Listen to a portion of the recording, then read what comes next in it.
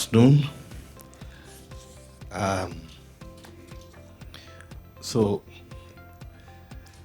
my name is Antony Mwandha, and I'm coming from Uganda. I am very happy to blame other people for my delay. So the blame is because of our friends in Kenya.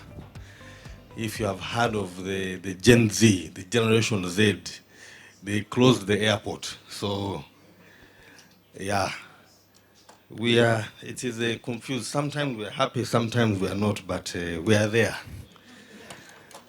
We are there. So, so I believe everybody understands French. Okay. Even me, I don't. So I think we're okay. So I am going to talk to you about the challenges of tax administration. And it's going to be a discussion. I haven't made the right presentation, so let us just go with it. I will share with you my personal experience and run you through the journey of my days from the dark ages up to now. So I want to tell you that I started my tax administration journey in the year 2000. And at that time, we had the only benchmark we had in Uganda was that Uganda used to collect $2.5 billion total amount of tax from everything they were doing in 1986. To compare now, what's happening is that Uganda collects $1.5 billion from exports of coffee alone. So that is how much we have grown. So when I went to start working in the Uganda Revenue Authority as a young man, my office had one computer. And that computer was mine. Don't clap, but other people in Uganda used to clap for me. I was the first one to have a personal computer as the staff of the Revenue Authority. So the other computers that had been there at the time had been donated by the Japanese government. The Japanese government donated computers to improve business processing of customs at the border. So they brought a big consignment which had 9 computers. And those 9 computers, believe it or not, in 1989, they caused a strike at the customs office. The reason for the strike was that the officers in customs thought that these 9 computers are going to take their jobs. So from back then, there has always been a misunderstanding about computers, digitalization, and all these things. Okay? Now I want to make a distinction. There are 2 words that we misuse. There is digitization, and then there is digitalization. Now, digitization is transforming our written notes into digital copies, maybe into images or photographs. That is digitization.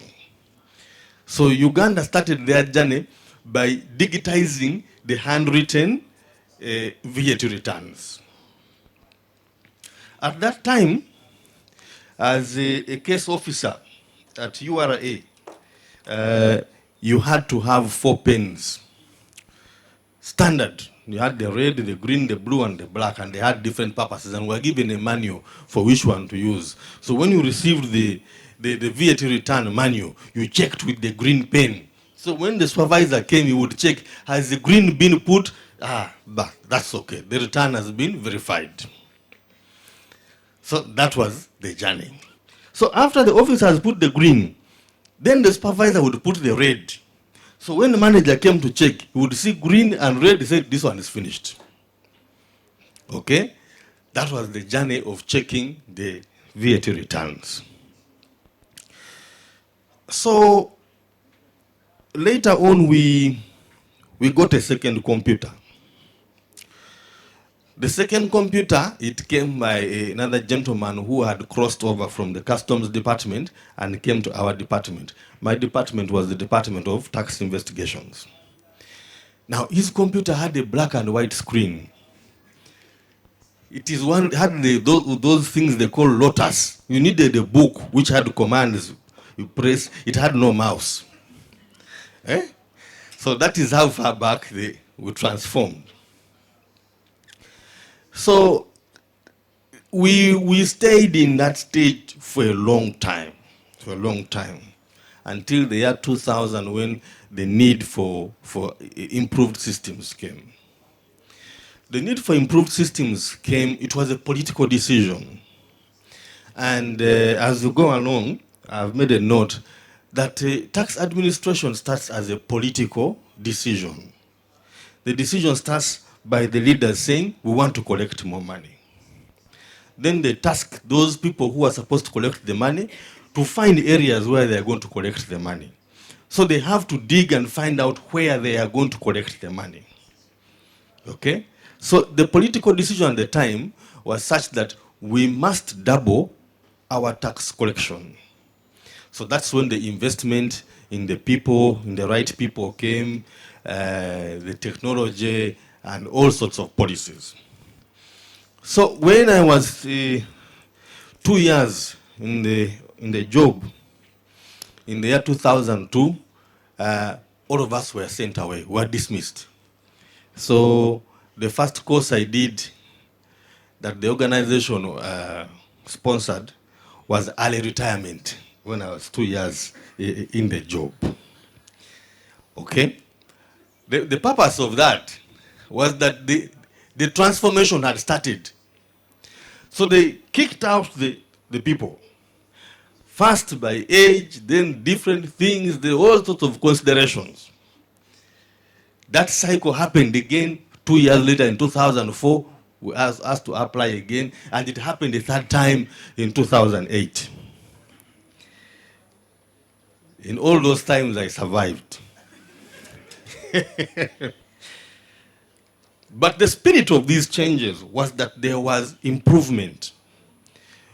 When we started the first restructure, there were 1,500 staff. After 3 months, the staff were 600. After 2 years, the staff had gone to 1,000. Another restructure came, they brought back 600. And then, it continued like that. At present, there is another restructure going on. Fortunately, I'm outside. I don't know if I would have survived. All right. So, I want us to jump now. That is the background. So what happened is that we had to invest in understanding big data. So my first international assignment was with the government of Rwanda. The government of Rwanda called me to go and audit the sugar and soap factories. There are 2 big factories there. And they did not have the right people to do this data analysis. So I went there. I was really a young boy, and I had just survived the restructuring. So I was very happy to try my talents the other side in Rwanda. And that planted a seed. And when they saw how much data we could analyze in a very short time, it went back to cement the position of government to restructure the organization. So that started the beginning of the digitalization process in Uganda. Fast forward, I came to Nigeria first on tax administration in 2016. 2016, I came on an IMF project, and we came to do something they call data matching. Now, in the data matching, we were looking at a lot of data. Okay? We were looking at Nigeria's exports and imports and looking for that 20% of the taxpayer community which supports the government. Okay? So, the first thing, we analyze the exports. Who are those people who are making 80% of the revenue? And then we looked at the imports, also to determine who are those people who import 80% of the goods. So, of course, we discovered that there was a disparity because of the oil and gas. So, from the oil and gas exports, we discovered that one company had 98% of the export volume. So, what we did is to eliminate that company so that we had a useful sample. The other 2% had 2,000 exporters. So then we started understanding what are the drivers within these 2,000 people. And then we also looked at the imports. The first challenge that we had was that Nigeria at the time had 3 tins, the tax identification number. They had a tin which had now the tin, the way it was structured, it was growing. It was growing. 1, 2, 3, 4, 5, 6, 7, then it became double digit, it became triple digit, it became a million and so on. So you had tin numbers which were not the same length. Some were 5 digits, some were 6, some were 7. Okay? Then they introduced a new tin which had standard digits. But that new tin was not accepted properly across the board. So some people were using that tin, others using the old tin. So in the exports data, you had 2 tins. Then they introduced a third one called the Joint Tax Board tin. Huh?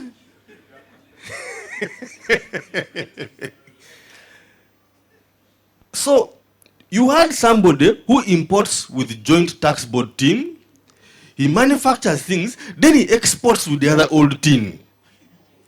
So that man has disappeared. Because now you're seeing him, he's importing this side, he has got a government incentive, but you don't see the revenue he has made from the export. And yet when he imported to get the incentive, it was on the condition that he's going to export. But now we don't see his exports. Okay? So those were the initial challenges of the digitalization. Now, the Nigerian example is the best because other countries never went through that. What other countries have done is that they have sat in a corner and they have looked and said, who has done the best? Then they say, we shall take that model. So the Nigerian example was born through a lot of pain. So it is one of the best examples that we have on the continent. So we decided, therefore, that we are going to bring as much data as possible and put it on the table. They first wanted the company registration. We want the director's TIN. We want the company TIN. We want a PO box number. We want an email so that we can say that this person is exactly the same because these 5 parameters are the same.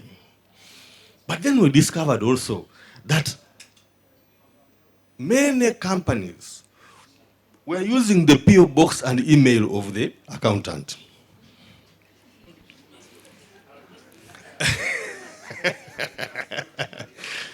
So it was not possible to identify the taxpayer by one parameter across the board. Okay? So now let's fast forward. Around the same year, the IMF introduced a standard called TADAT. T-A-D-A-T. So TADAT is a tax administration automatic diagnostic assessment tool. Okay? It is like a scorecard. And it measures tax administrations on 9 outcome areas. Among them, the key ones are that the tax register is clean. That means that you don't have this duplication of TIN. Number 2 is that there is risk assessment. Okay? That you don't just wake up in the morning and say, I think we need to look at motor vehicles. I think rental tax is the problem. You must be informed by risk assessment. Number 3 is the whether taxpayers are actually paying. We don't have to chase them. Now, what you need to know is that when we do audits, the cost of compliance is very high if we do audits. We must use scientific methods to tell people that you haven't paid, and you send them an email, and the second one, and the third one. By the time you go to knock on his door, the electronic methods have been there. So after they're paying, after they pay, we have to check if they actually pay on time, if they pay the right amount. And then if there's an issue, we have to have a proper dispute resolution mechanism. And then, of course, thereafter, there are other issues about accountability for tax. So if a tax administration is scoring well on those 9, then it is going to grow. Now, I want to give an example of one of the countries I have worked in. I have been privileged at my young age. Don't be deceived by these things. I have worked in 13 countries, 13 African countries. And there are different stories. In one of the countries, at the end of every month, you find 3 senior officers and their secretaries sitting in one room. The Commissioner General is in the middle, Commissioner Domestic Taxes that side, and Commissioner Customs.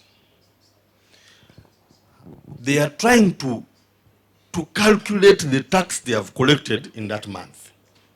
And how do they do it? They get bank statements. They get them and they photocopy, 3 copies. Each one has 3 copies. So then the secretary is putting a highlighter. This one we have seen, they tick. This one we have seen. Have you seen the tick, tick, tick, tick? Then they call the bank manager. This one has paid. Can you confirm? Wait. Then they send the secretary to go back and get another print of the bank statement. Now, in this last week, the last week of the month, nobody is allowed to enter that room except those 3 men, their secretaries, and the data analysts. Because you are stepping over bank statements. So at the end of the month, when they finish, they collect them and then they number them 1, 2, 3, 4. They staple them and take them to the strong room. During that last week of the month, you cannot get those men. Nobody can get those men. Even the president knows that last week, these men, you can't get them. So they don't give any appointments. They don't have any social functions during that last week. And that one is still going on up to today. Yes. Their primary tool of analysis is called Microsoft Excel. If electricity goes off and the file closes, we're in trouble. Because the system does not save. So those are different systems. Now, in risk analysis, I talked about risk analysis earlier, and I said that the reason for you to do an audit, the reason for a revenue administration to focus on a particular area must be informed by the amount of risk.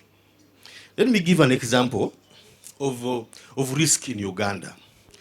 Now, Uganda is a landlocked country. All our imports come from Kenya, and they mostly come in by road. The train died long ago, so they come in by road. But now, at the border, you can have somebody who brings in a lorry load, a truck of cooking oil in small jerrycans, 5-liter jerrycans on the plastic containers. Then he will get maybe 10 disabled people. Now, with respect to the disabled people, but let me build my point. So what happens is that these people keep going across the border on their wheelchairs, and he has 2 jerrycans, he goes. And when the policemen and the customs see, this one is disabled, you leave him, he's making some money. But these 10 guys are going to ferry the whole lorry in 3 days, and it won't pay tax. Okay?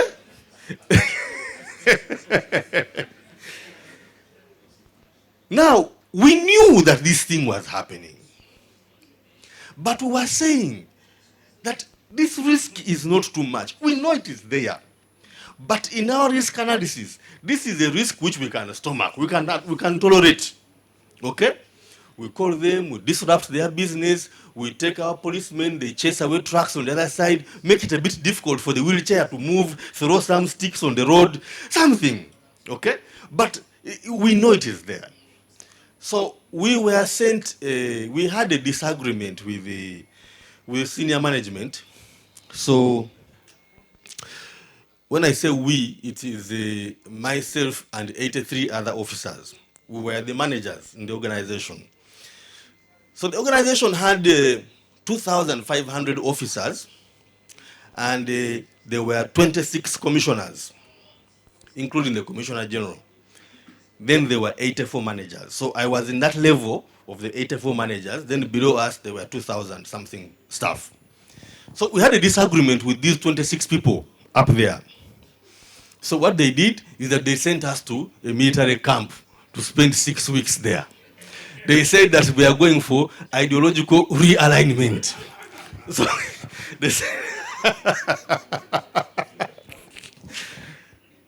so in our absence, the younger officers who took our offices during that time, they wanted to prove that they can collect a lot more tax than us. So what did they do? They stopped these people of the wheelchair. They started chasing them. They go to trigger happy officers. They shot and killed a disabled man. You imagine a disabled man on a wheelchair, 2 jerrycans of cooking oil, is dead. What happened? The villagers burnt our office and all our vehicles, and we could not collect tax for 3 months. That's risk analysis. This one you can tolerate, but now we lost tax for 3 months. Okay? Then we had to compensate people and so on and so forth. So when you set out to do a strategy, it must be informed by risk. This is a risk that we cannot tolerate. This is a risk which impacts on our reputation as a tax body. This is a risk which is going to cause other people to become non-compliant. You see, in tax administration, you don't communicate something which you want to do. If you say, you man, I'm going to beat you, and then he does it again and you don't beat him, you are finished. Because the other guy says, this guy can't do anything. So that is what led to these people shooting those guys. So, fast forward now, in the internet age. In the internet age, 10 years ago, those who are familiar with telephony, we had something they call 2G in these telephones. 2G meant that now you can send an SMS in color. You remember those Nokia phones which had a color screen? That was 2G. Then 3G came, you could now see Facebook on the phone. 4G came with WhatsApp and so on. 5G has come, there's TikTok, there's Instagram, there's a lot of traffic. So there's a lot of information out there. As a tax administration, you must be prepared to ingest this data and make decisions quickly. People are now doing surgeries on the internet. The doctor is in Brazil, the patient is in India, he's being paid on the internet. If you look at the African continent, there is what they call the underground sea cables. They are going around the continent. The rest of Africa, except one country, is downloading content from the internet. We are paying out money to those guys who put what? Content on the internet. So these companies they call Seacom and so on and so forth, they have just put a pipe there, and for us we are downloading content. It is only Nigeria who makes money, because Nigeria is uploading content. Okay?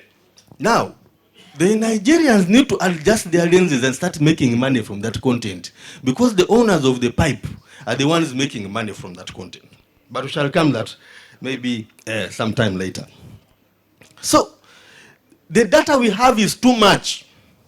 Today, when Diamond Platinum makes a song, when Yo P Square, Davido and all these guys make a song, in a few weeks, hundreds of millions of views and subscriptions, all these things. We don't have capacity to see this information. When we spend money by swiping a card, the tax administration cannot see these transactions. We are still in the Stone Age. We are looking for receipts. People have moved. So we need to get to that level where we can match the level of transactions. So I think she's the one who said that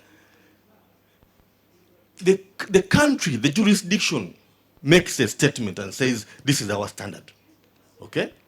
Now, in Uganda, all these online people were forced to open an office and have a team. So Airbnb is in Uganda with a team. Facebook, Google, YouTube, Amazon, they are there with an office and a team. Uber, if you make a transaction on any of those ones, you will get an email receipt telling you that thank you for paying tax. Okay? So that means that even your email is now visible by the tax collector. That's the level of digitalization and getting information.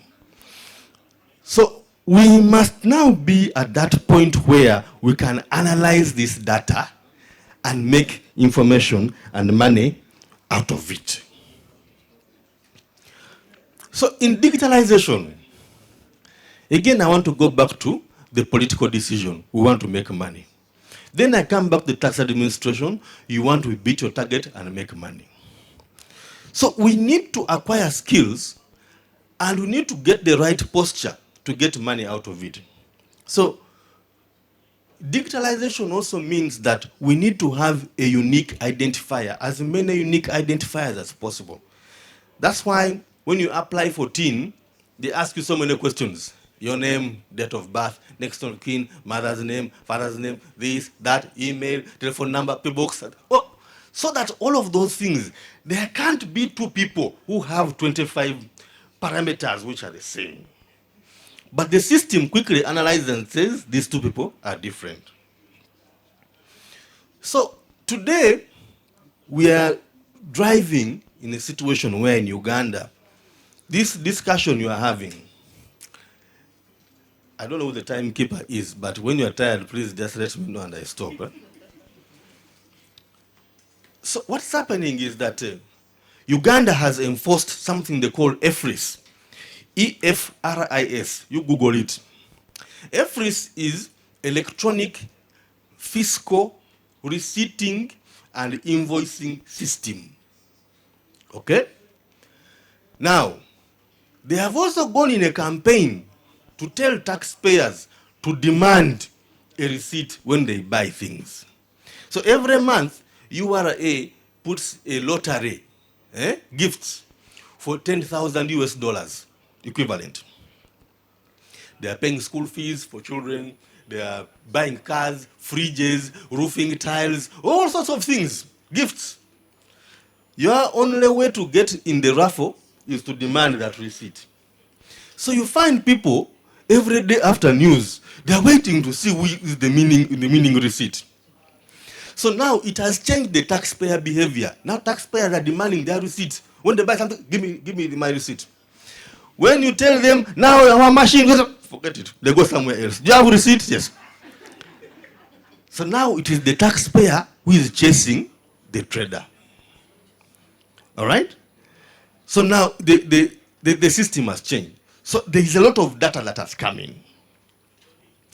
So when we are looking for rental income, for example, if you file in your income tax return an expense called rent, we want to have it in EFRIS.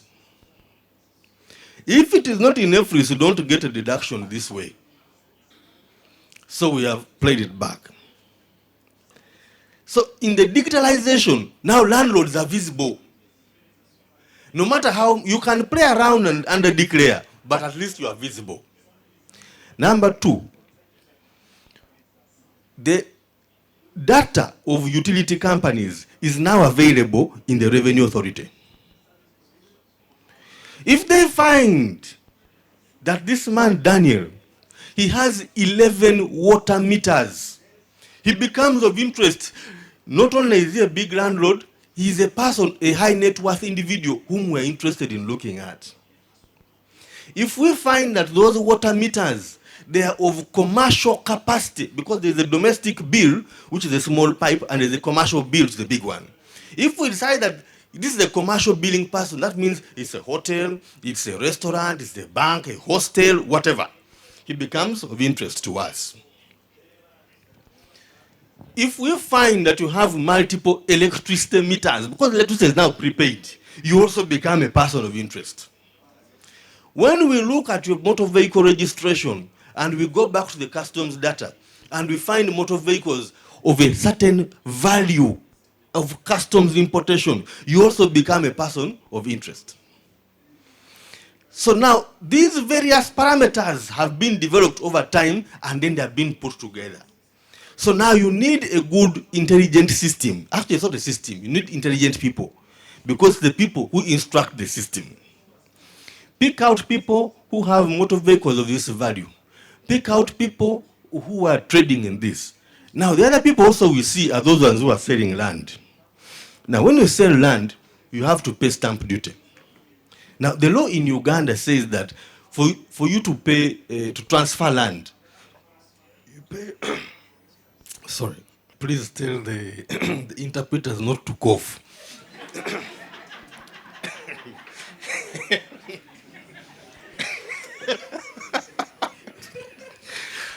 So,